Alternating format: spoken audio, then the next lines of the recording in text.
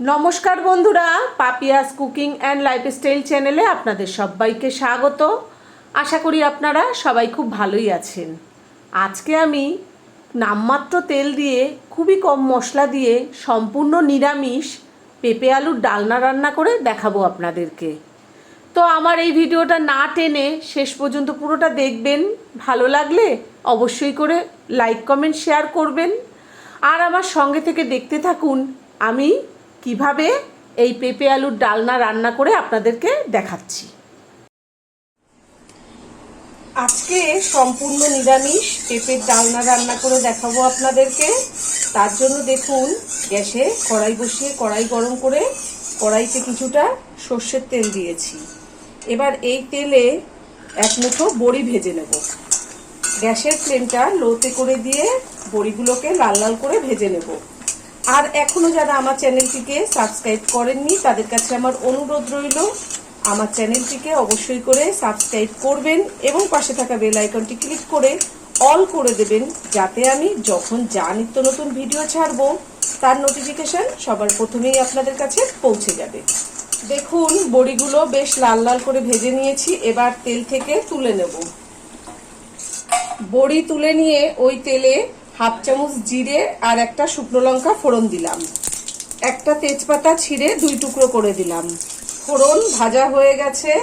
এবার আগে থেকে আলু কেটে রেখেছিলাম, দেখুন এরকম ছোট ছোট টুকরো করে আলু দিয়ে দিলাম।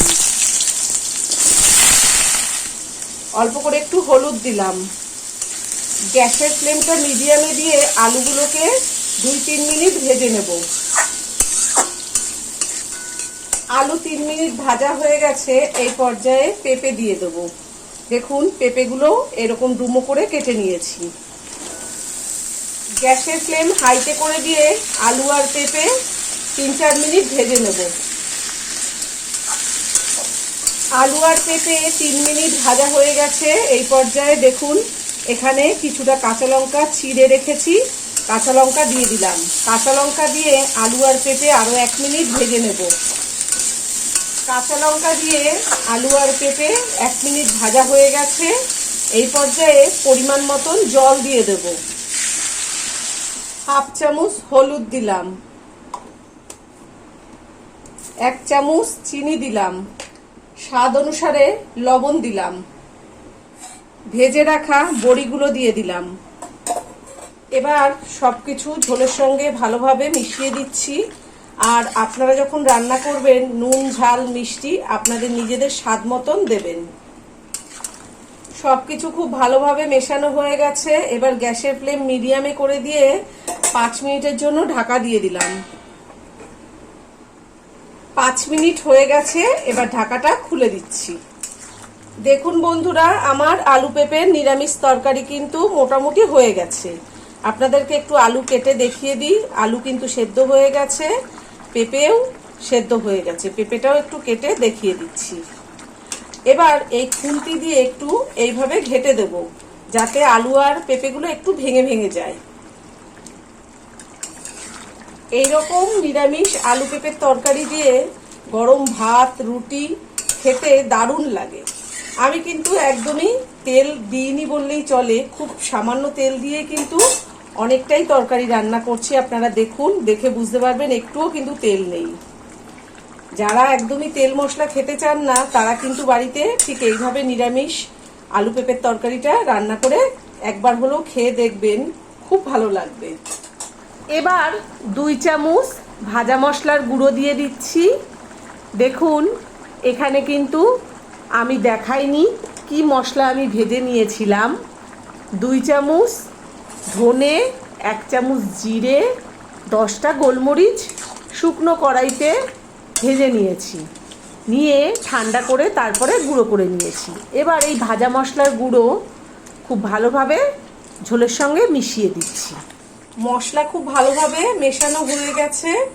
এবার গ্যাসের ফ্লেমটা লোতে করে আবারও 1 মিনিটের জন্য ঢেকে দেব।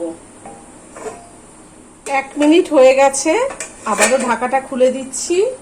দেখুন আমার সম্পূর্ণ নিরামিষ পেঁপে আলু বড়ির তরকারি কিন্তু একদম রেডি হয়ে গেছে। আমি আর এর থেকে শুকনো করব না, এটা ঠান্ডা হয়ে গেলে কিন্তু আর একটু ঝোল টেনে নেবে।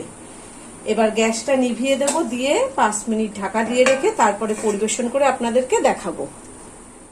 বাচ্চা থেকে বড় সবার খাওয়ার উপযুক্ত সম্পূর্ণ নিরামিষ পেঁপে আলুর ডালনা একদম রেডি হয়ে গেছে। বাচ্চাদের জন্য আপনারা কিন্তু এইভাবে পেঁপে আলুর ডালনা রান্না করে অনায়াসেই খাওয়াতে পারেন। আর বাচ্চাদের জন্য যখন রান্না করবেন তখন কিন্তু গোলমরিচ একটু কম দেবেন। আর আজকে আমি যেভাবে এই পেঁপে আলুর ডালনা রান্না করলাম, আপনারা বাড়িতে ঠিক এইভাবেই রান্না করবেন, করে গরম গরম ভাত রুটির সঙ্গে খাবেন। আশা করি আপনাদের খুবই ভালো লাগবে। এমনিতেই তো পেঁপে খাওয়া শরীরের পক্ষে খুবই উপকার, তার সঙ্গে আবার নামমাত্র তেল, খুব সামান্য মশলা দিয়ে এই রান্নাটা করলাম আমি। আমার অনুরোধ রইল, একবার হলেও কিন্তু আপনারা বাড়িতে এইভাবে রান্না করে খাবেন। আর আমাকে কমেন্ট করে জানাবেন আপনাদের কেমন লেগেছে। আবার অন্য কোনো দিন অন্য কোনো রেসিপি নিয়ে হাজির হয়ে যাব।